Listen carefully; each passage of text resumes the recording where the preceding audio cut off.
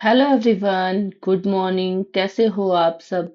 I really हो friends, आप सब बहुत अच्छे होंगे। तो मैं भी आप लोगों की तरह एक सिंपल हाउसवाइफ हूँ और मैंने अपना पीसीओडी बहुत ही नेचुरल तरीके से क्योर किया है। वही आज आप लोगों के साथ शेयर करूंगी क्योंकि मेरे साथ बहुत ज्यादा प्रॉब्लम थी और आज से नहीं थी, 2020 से थी। 2019 में मेरी शादी हुई थी और हम लोग एक साल मतलब कोई बेबी प्लानिंग नहीं कर रहे थे। तो नॉर्मल लाइफ चल रही थी, कोई भी प्रॉब्लम नहीं थी। लेकिन पीरियड ना मेरा डिले होके आने लग गया था शादी के बाद। तो घर वालों ने कहा कॉमन प्रॉब्लम है, हार्मोन्स चेंज होते हैं। 1.5 महीने 2 महीने ऐसे करके आता था।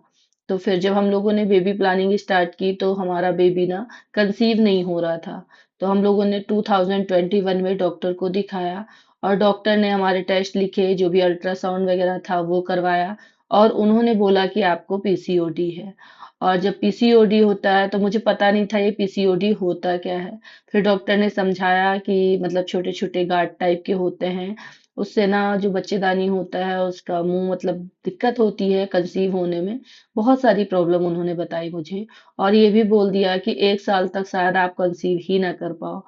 अब मैं हस्बैंड वाइफ बहुत ज्यादा डरे हुए थे क्योंकि इतनी सारी प्रॉब्लम्स देख रहे थे आसपास कि उनको बच्चा नहीं हो रहा, 4 साल लग रहे हैं, 5 साल लग रहे हैं, डॉक्टर के चक्कर लगाने पड़ रहे हैं। तो मुझे लगा ऐसा ना हो मेरे साथ भी ऐसा ही कुछ हो जाए। फिर डॉक्टर ने ये भी बोला कि दवा के साथ साथ ना आप एक्सरसाइज वगैरह करते रहना, जंक फूड बिल्कुल भी मत खाना। तो ये चीज मेरे दिमाग में ना घर करके बैठ गई थी क्योंकि मुझे बेबी चाहिए था।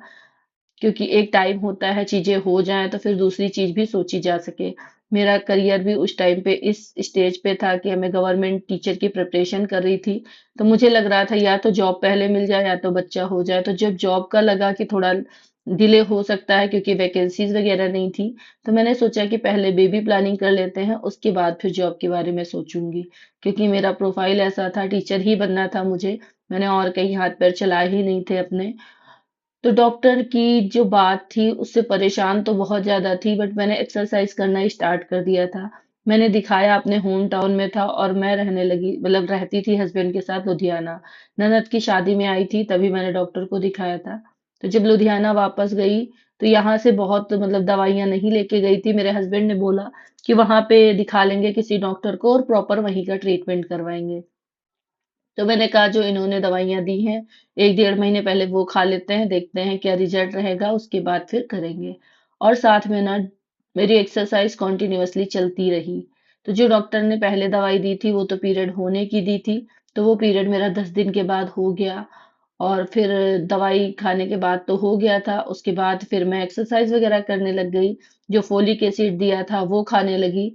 और फिर 2022 में तो अभी हुआ था, हाँ 21 में मैंने अक्टूबर नवंबर दिसंबर दिसंबर में अभी को कंसीव कर लिया था। मीन्स अक्टूबर में डॉक्टर को दिखाया था और दिसंबर में फिर मैंने कंसीव कर लिया था। और ये सिर्फ हुआ था एक्सरसाइज की वजह से, क्योंकि फोलिक एसिड के अलावा मैंने कोई दवा खाई ही नहीं थी। तो फिर डॉक्टर के पास हम लोग ऐसे गए थे दिखाने लुधियाना में कि अब यहाँ पे ट्रीटमेंट स्टार्ट करते हैं और यहीं से कुछ होता है। और तब तक मुझे पता नहीं था कि मैंने कंसीव कर लिया है। मैं सिर्फ और सिर्फ दिखाने गई थी कि मुझे ट्रीटमेंट लेना है और मुझे बेबी प्लानिंग करनी है। तो डॉक्टर अपना कुछ टेस्ट वगैरह करवाते हैं, वो करवाए और उन्होंने किट से चेक करवाया, बोले कि पहले आप चेक कर लो। तो उसमें बहुत ही लाइट पिंक लाइन आई थी, आज भी मुझे याद है। फिर डॉक्टर को दिखाया तो डॉक्टर ने बोला कि अभी एक वीक वीक कुछ कह नहीं सकते हैं, श्योरिटी नहीं है। लग रहा है बट ट्यूब में तो नहीं है ऐसा कुछ।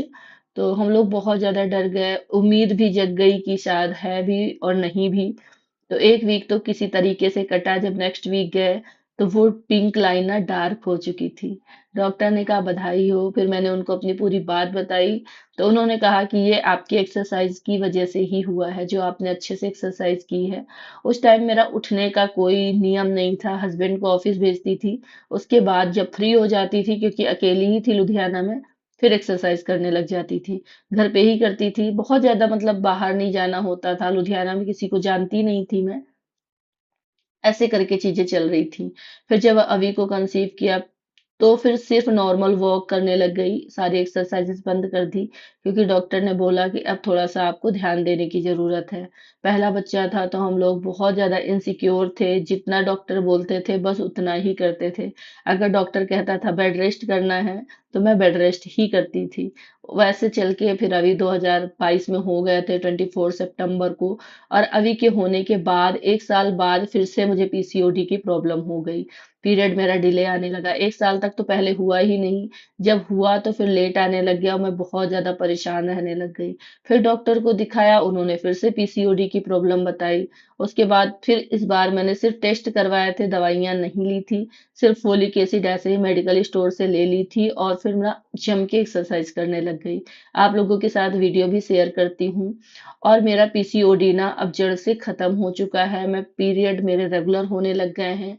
बिल्कुल कोई भी टेंशन नहीं है, बिल्कुल हैप्पी और हेल्दी लाइफस्टाइल हो गई है।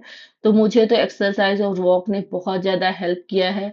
अगर आप लोगों के साथ भी ऐसी प्रॉब्लम है तो प्लीज़ आप अपनी हेल्दी लाइफस्टाइल एंजॉय करिए। मिलते हैं आपको एक नए वीडियो के साथ।